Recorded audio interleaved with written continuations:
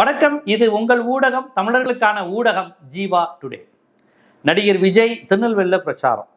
அவர் விக்கிரவாண்டியில பிரச்சாரம் செஞ்சாலும் சரி, கரூரா இருந்தாலும், இப்ப திருநெல்வேலியா இருந்தாலும், மதுரையா இருந்தாலும் ஒரே மாதிரியான பேச்சு தான். அவருக்கு அதுல எந்த மாற்றமும் கிடையாது. திமுக ஒழியணும், திமுக ஒடுக்க பார்க்குது அப்படிங்கிற அந்த ஒரு விஷயத்தை தவிர எதுவுமே கிடையாது. கரூர் சம்பவத்துல இவர் மீது வீணா பழி போட்டாங்கன்னா நீங்க ஏன் சார் ஓடுறீங்க? அந்த சம்பவத்துக்கும் உங்களுக்கும் தொடர்பு இல்லைன்னா நீங்க ஏன் சார் ஓடணும்? அந்த இடத்துலயே இருக்க வேண்டியதானே. இதுல நக்கீரன் கோபால் அவர்கள்ட்ட நான் போனேன். சாரும் நானும் பேசும்போது அவர் சொன்ன வீடியோலாம் பார்த்துருப்பீங்க. நக்கீரன்ல அந்த பேட்டி நான் பேசினது. அதுல நக்கீரன் கோபால் சார் முக்கியமான சொன்னாரு, இந்த செந்தில் பாலாஜி குத்துனா கத்தி எடுத்து இது பண்ணிட்டான், நிறைய பேர் அடிச்சாங்க அப்படின்னு நான் பார்த்தேன்னு இந்த கரூர் மாவட்ட செயலாளர் வெற்றியழகன் பொண்டாட்டி சொல்லிச்சு. ஐயோ இதுல பூந்துட்டாங்க சார், செந்தில் பாலாஜி ஆட்கள் பூந்து அந்த மக்களை குத்தி குத்தி கொலை பண்ணதை நான் பார்த்தேன் அப்படின்னு. செந்தில் பாலாஜி சரிம்மா, அப்படி குத்தி குத்தி கொலை பண்ணியிருந்தா அந்த கொலை பண்ணவங்களாம் எந்த ஹாஸ்பிட்டலில் ட்ரீட்மெண்ட் எடுக்கிறாங்க, எங்க இருக்காங்கன்னு சொல்லுங்க, எனக்கு காமிங்க அப்படின்னாங்க. அதுக்கப்புறம் பதில் இல்லை. நான் சொன்னேன் இந்த மாதிரி பொய்ய பேச வைக்கிறாங்கன்னு. நக்கீரன் கோபால் சார் ஒரு புதுமையான விஷயத்த சொன்னார். அதுல ஏதோ சினிமா ஷூட்டிங் மாதிரி அப்படி ஏதோ ஒன்று நடந்ததை பார்த்துட்டு தான் அந்த லேடி சொல்லியிருக்கு. ஒன்று நீங்க செட்டப் பண்ணி சொல்ல வச்சிருக்கணும், இன்னொன்று நீங்க சினிமா ஷூட்டிங்காக ஏதோ ஒரு ஃபைட் சீன் மாதிரி காட்சிகளை பார்த்துட்டு அவங்க நடந்திருக்குன்னு ரெண்டு விதமா அதை சொல்றாங்க. இந்த விஷயத்துல கவர்மெண்ட்டையோ அமைச்சரையோ குறை சொல்வதற்கு எதுவுமே இல்லைங்கிறது லாஜிக்கா வாதிடுறவங்களுக்கு தெரியும். எதையாவது சொல்லணும்னு நினைக்கிறவங்களுக்கு இது கவர்மெண்ட் செய்யுது, ஸ்டாலின் செய்யுதுன்னு போகலாம். ஸோ இவங்க இப்படி திட்டமிட்டு இப்படி ஒரு பொய் பரப்புரையை செஞ்சுக்கிட்டு இருக்காங்க. இப்போ வரையும் கரூர்ல என்ன நடந்துச்சுன்னு வெளிப்படையா அவர் பேச தயாரா இருக்காரா? ஏன் செருப்பு கழட்டி அடிச்சாங்க, ஏன் வாட்டர் பாட்டில கொண்டு அடிச்சாங்க, ஏன் மக்கள் மயங்கும் போது நீ கீழே இறங்கல? இப்ப ஏதோ மக்கள் சின்ன பையனெல்லாம் தூக்கி இப்படி வச்சுக்கிற மாதிரி சீன் போடுறாரு. இப்போ போகும்போது பார்த்தா ஏதோ ஒரு பையன் எடுத்து இப்படி கையில வச்சுக்கிறாரு. அந்த போட்டோ அந்த வீடியோலாம் அந்த மாதிரிலாம் நிறைய வருது. அப்படியே பசங்க தூக்கி போட்டா கேட்ச் பிடிக்கிறாரு. இந்த மாதிரியான காமெடிலாம் நடந்துக்கிட்டு கூலிங் கிளாஸ் போட்டா பிடிச்சு போட்டுக்கிறாரு. நீங்க இவ்வளவு பண்றீங்களே, மக்கள் நல்லா இருக்கும்போது பண்றீங்க. உங்க பேச்சை கேட்க ஒருத்தர் மயக்கம் போட்டு விழுந்துறப்ப என்னாச்சு ஏதுன்னு கேட்கணும், இறங்கி வரணும் இல்ல, ஏன் செய்யல? இது நம்ம பலமுறை பேசிட்டோம். அதுக்கப்புறம் கரூர் பிரச்சனைக்கு அப்புறம் ஜனநாயகன் படத்தை முடக்கிட்டாங்களாம். இப்பயும் படத்தை முடக்கினது யாருன்னு அவர் சொல்லல. ஜனநாயகன் படத்தை முடக்கிட்டாங்க சார். யார் முடக்கினாங்க எங்க சொல்லுங்க பார்ப்போம். சொல்ல முடியல. ஏன்னா கரூர் மேட்டர்னா செந்தில் பாலாஜி ஸ்டாலின் வாய் வேகமா வந்துடும் நாக்கு. பாஜக மோடி சென்ட்ரல் கவர்மெண்ட்னா வாய் வராது. ஜனநாயகன் படத்தை யாரு சார் முடக்குனாங்க? தயவு செய்து வாய் திறந்து சொல்லுங்க சார். உங்களை தவிர எல்லாருமே பேசிட்டான். இப்பயாவது சொல்லுங்கன்னா இவனை சொல்லியிருப்பாங்க போல, ஜனநாயகன் மற்ற பேசுங்க, நீங்க பேசாமலே இருக்காதீங்கன்னு. அதனால ஜனநாயகன் முடக்கிட்டா பையன் உழன்றுவான்னு. சரியா, யாரு முடக்குனா? செந்தில் வாழைப்பழ காமெடி மாதிரி அதுதானே இது, அது அந்த மாதிரிதான் பேசுறீங்க நீங்க. ஜனநாயகன் யாரு முடக்கணும்? கரூர் சம்பவத்துல செந்தில் பாலாஜி ஸ்டாலின் ஒரு பழியை தூக்கி போடுறீங்களே, இதுல சும்மா காட்சிக்குமாவது மோடின்னு சொல்லுங்களேன் சார். ஒரு பேச்சுக்காவது பாஜகன்னு சொல்லுங்களேன் சார். யார் முடக்குனாலும் பேசவே மாட்டேங்கிறாங்க. அது ஏதோ சென்ட்ரல் கவர்மெண்ட் கான்செப்ட்ல அந்த சென்சார் போர்டு வந்துருச்சுன்னு எவனோ சொல்லியிருக்காங்க. இல்லைன்னா அதுக்கும் ஸ்டாலின் தான் காரணம் சொல்லியிருப்பாரு. ஜனநாயகன் படத்தை முடக்குனது ஸ்டாலின் தான் அப்படின்னு சொல்லிட்டு போயிட்டே இருப்பாரு. அப்ப எவ்வளவு அபத்தமா மக்களை முட்டாளா நினைச்சு ஒரு பேசுறாரு பாருங்க. ஒரு முதலமைச்சரோ ஒரு எதிர்கட்சி தலைவரோ பேசும்போது அவங்க அந்தந்த கட்சியை விமர்சிப்பாங்க. அந்த கட்சிகளுக்கு இந்த பிரச்சனைக்கு யாரு காரணங்கிறத வச்சு விமர்சிப்பாங்க. அதுல அவங்க நீ ஊழல் செஞ்சுட்டே செய்யல அந்த மாதிரி வாதங்கள் போகும். ஒரு படத்தை இவர் நடிச்ச படத்தை முடக்கிருக்காங்க சார். யாரு முடக்கிட்டாங்கன்னு சொல்லாம திட்டுறாரு. யாருக்கோ வடிவேலு சொல்லுவார்ல, பி கேர்ஃபுல். யாருக்கு சொன்ன? எனக்கு சொன்ன அப்படிங்கிற மாதிரி வடிவேலு பேசுற மாதிரி விஜய் ஜனநாயக படத்தை முடக்கிட்டாங்க. யாரு முடக்கிட்டாங்கன்னு கடைசி பேர் வாய் திறக்கல. அப்புறம் எஸ்ஓபி இவருக்கு மட்டும் ஸ்டாண்டர்டு திட்டமிட்டு கட்டுப்பாடுகள் விதித்து ஸ்டாலின் தடுக்கிறாருன்னு. இது உண்மை இல்லை. தேர்தல் ஆணைய அதிகாரிகள் விளக்கம் கொடுத்துட்டாங்க. தேர்தல் ஆணையத்தின் கட்டுப்பாட்டுல தான் எல்லா கட்சியிலும் அவங்கள்ட்ட தான் பெர்மிஷன் வாங்கணும். அதுக்கு ஒரு செயலி கொடுத்துருக்காங்க, ஆப், அது மூலமா பண்ணுங்க. என்னென்னமோ வந்துருச்சு. எதையுமே ஃபாலோ பண்ணாம என்னெல்லாம் கேட்டா அவன் கொடுக்க மாட்டானோ அதே மாதிரி கேட்கறது. 5000 பேர்னா வேணும்னே 5100 பேர் கேட்கறது. இந்த டயத்துல கொடுக்க முடியாதுன்னா அந்த டைம் தான் வேணுங்கிறது. 4 மணி நேரம் ஒரு குறுகிய தெருவில் 4 மணி நேரம் வேணும்னு கேட்கறது. இல்ல சார் 1 மணி நேரம் தான் பெர்மிஷன்னா, ஓ பயந்துட்டியா, கதறு கதறு பயந்துட்டியா, இப்படியே தான். இப்ப அவர் சொன்ன வாதங்கள்ல எதுலையாவது உண்மையான பிரச்சனையை பேசியிருக்காரா? எதுலையுமே கிடையாது. ஜனநாயகன் பிரச்சனையில என்ன எதுக்கு முடக்குனீங்க, நான் வளர்ந்துருவேன்னு பயந்துட்டீங்க மோடி அப்படின்னு ஒரு வார்த்தை சொல்லலாம்ல, சொல்றது கிடையாது. எதுக்குமே வாய் திறக்காதவர். ஆனா இன்னைக்கு பேச்சுல இதுவரை பேசாத அளவுக்கு அருவருப்பான ஒரு விஷயத்த சொல்லியிருக்காரு.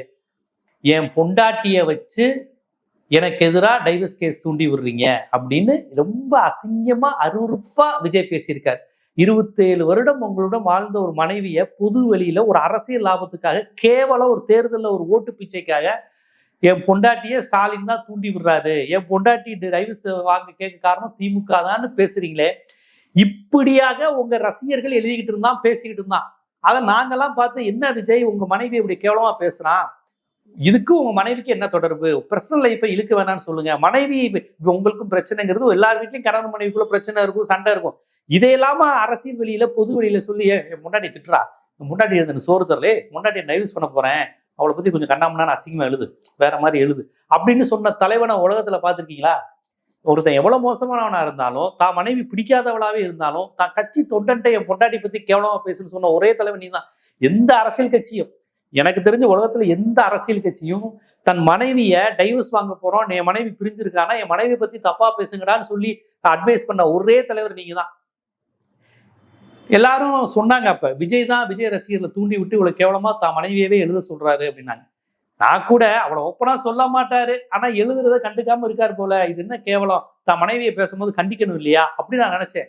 அப்புறம் ஒரு தடவை சொல்றாரு, அவ்வளவு ஒருத்து இல்ல அந்த மேட்ரு அப்படின்னாரு. என்னடா தான் பொண்டாட்டி வாரம் அவ்வளவு ஒருத்து இல்லைன்னு பொம்பளை முன்னாடி மகளிர் தினம் தண்ணிக்கு பேசினாரு.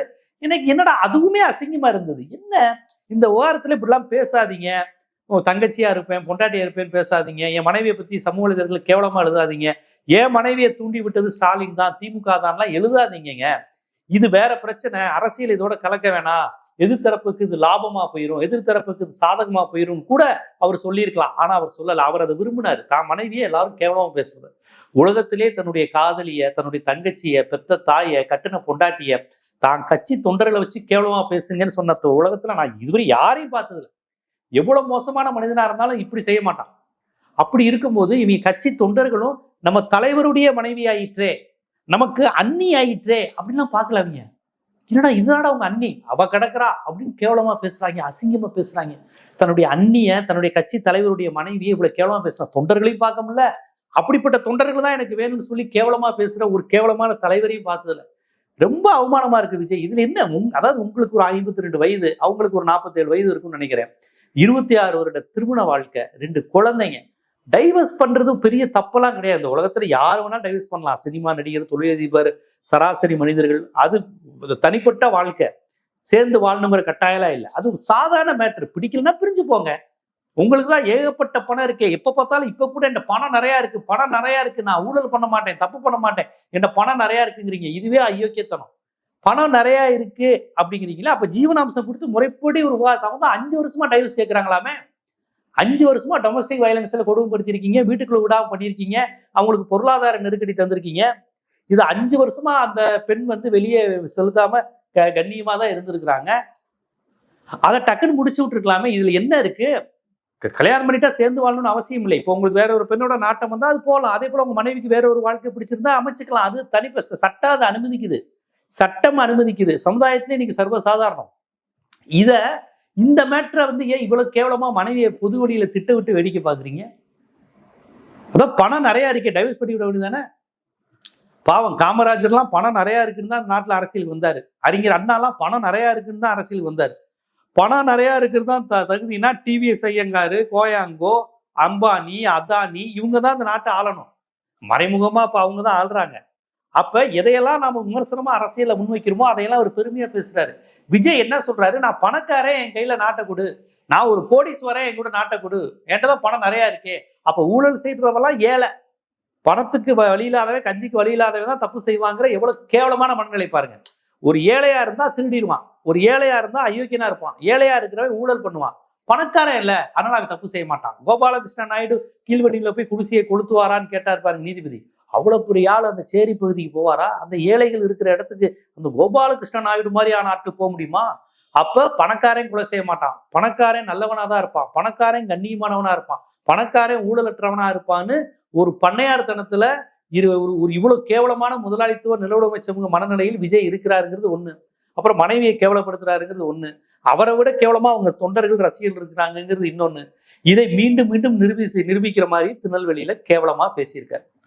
அதுவும் இவ்வளவு ஓப்பனாவா மனைவியை வந்து ஸ்டாலின் தூண்டி விடுறாரு, என் மனைவியை திமுக தான் தூண்டி விடுது, டைவர்ஸ்க்கு காரணமே திமுக. உலகத்திலேயே ஒருத்தன் டைவர்ஸ்க்கு காரணம் ஒரு அரசியல் கட்சியா இருக்க முடியுமாங்க? ஏங்க, அதிமுக காரங்க இத்தனை காலம் திமுக வித்து அரசியல் பண்ணியிருக்காங்க. இவ்வளவு கேவலமான அரசியல அதிமுக வாழ்க்கையில பேசினதே கிடையாது. காங்கிரஸ் பேசுனது கிடையாது. திமுக அதிமுக நோக்கி ஜெயலலிதா தான் எங்கள் டைவர்ஸ்க்கு காரணம்னு இதுவரை யாராவது திமுக காரங்க சொல்லியிருக்காங்களா? இல்ல யாராவது ஒரு அதிமுக காரங்க என் பொண்டாட்டி டைவர்ஸ் செஞ்சது காரணம் திமுகன்னு சொல்லியிருக்காங்களா? ஏன்னா அவங்களாம் ப்ராப்பர் அரசியல்வாதி.